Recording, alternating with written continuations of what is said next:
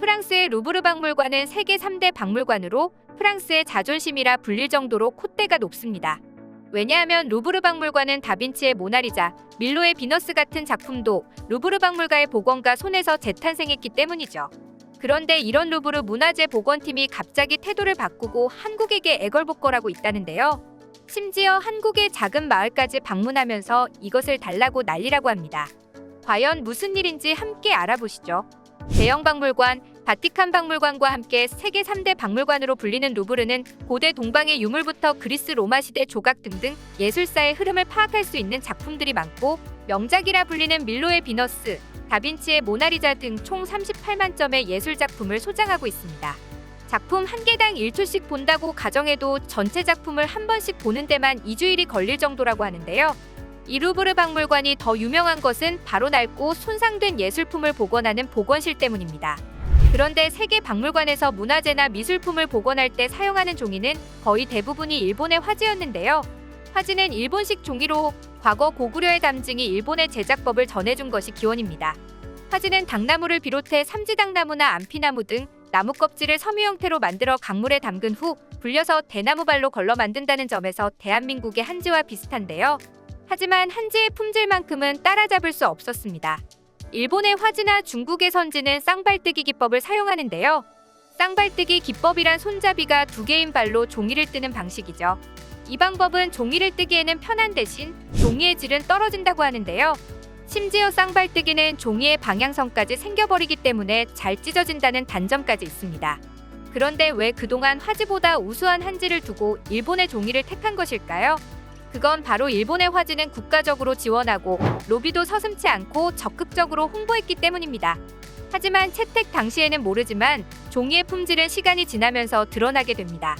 일본의 화지는 자연산 잿물을 이용한 전통 방식이 100여 년 전 이미 사라져 화학 성분이 든 양잿물을 사용하고 쌍발뜨기 기법 때문에 종이의 질이 떨어지기 때문이었죠. 시간이 점점 지나면서부터 화지의 내구성이나 보존성에 큰 결함이 있다는 것이 드러나면서 일본의 화지를 선택했던 박물관들은 골치 아픈 상황이 되어버리고 말았는데요.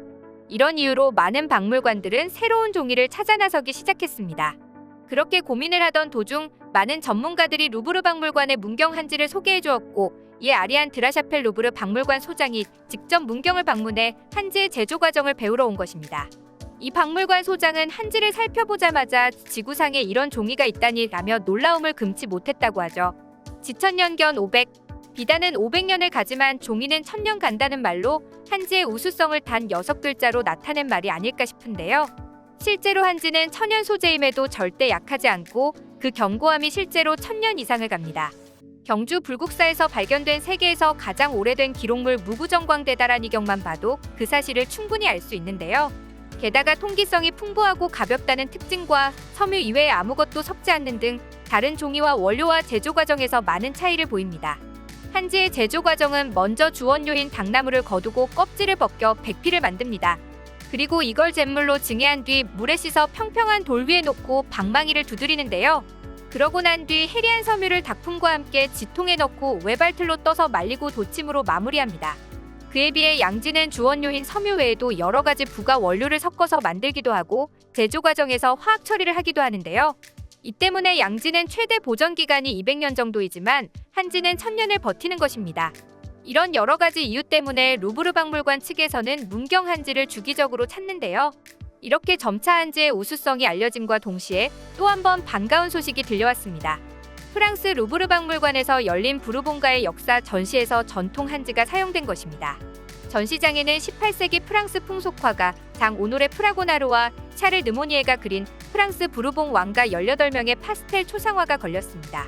1년여에 걸쳐 복원 작업을 하면서 선택한 종이는 바로 한지였는데요. 그동안 한지가 일부 작품에만 쓰이다가 전시에 나온 모든 작품에 사용된 것은 이때가 처음이라고 합니다. 그런데 여기에는 김성중, 김민중 형제의 노력이 있었습니다. 이 형제는 1886년 병인양요 때 프랑스 함대가 강화도 외교장각에서 약탈해 간 의궤를 돌려받는 일에도 기여했던 분들인데요. 김민중 씨는 프랑스의 소르본 대학에서 미술품 복원을 전공하다가 한국인 최초로 루브르 박물관 복원실에서 인턴으로 일하게 되었다고 합니다. 그러던 도중 논문 주제를 한중일의 전통 종이 비교에 대해 쓰기로 결심했는데요.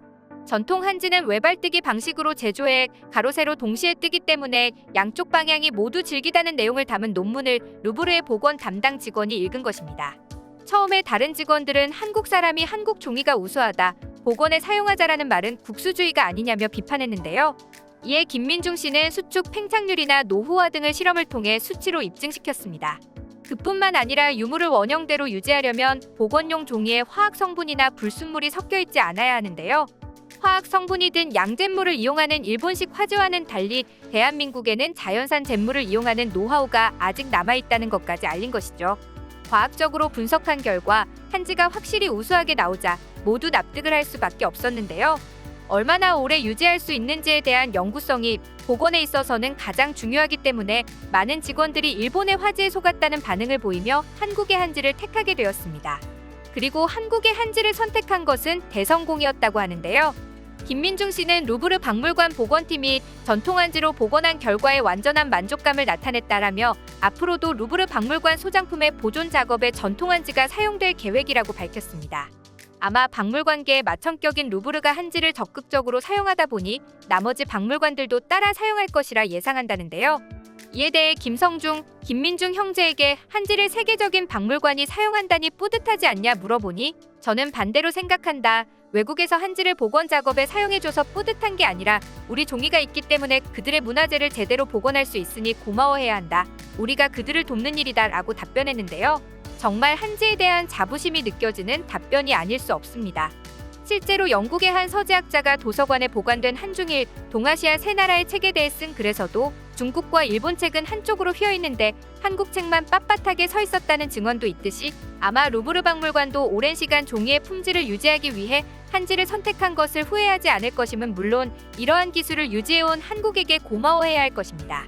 이토록 우수한 한지가 그동안 유명해지지 못한 이유는 국가의 지원이 미비한 것도 있는데요.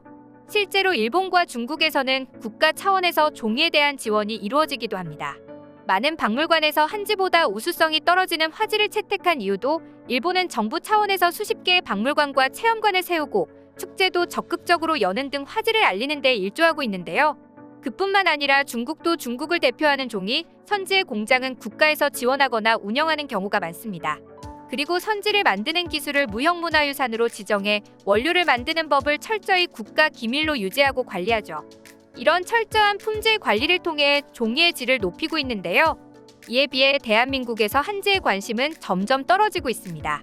저가 수입 종이가 한지로 둔갑하는가 하면 점점 많은 한지 제조업자들이 백피를 만들 때 칼로 일일이 긁어내는 대신 화학약품을 써서 겉껍질을 녹이는 방식을 쓰는데요. 이는 전통 한지 산업 육성에 정부나 지자체가 관심을 기울이지 않기 때문입니다. 점차 후계자를 찾을 수가 없기도 하고 많은 사람들도 한지가 우리에게 어떤 의미를 지니는지조차 잊고 있는데요. 개인에게만 전가하는 것이 아니라 나라 차원에서도 적극적으로 우리의 문화를 지켜나가야 한다고 생각됩니다. 오히려 외국에서 한지에 대한 가치를 먼저 인정하고 지키려 하고 있는데요. 한지의 우수성이 널리 퍼지기도 전에 대한민국에서 한지가 사라지진 않을까 하는 걱정이 드는 것이 안타깝습니다. 시청해주셔서 감사합니다. 영상이 즐거우셨다면 좋아요와 구독하기 버튼도 눌러주세요. 지금까지 이슈친구였습니다.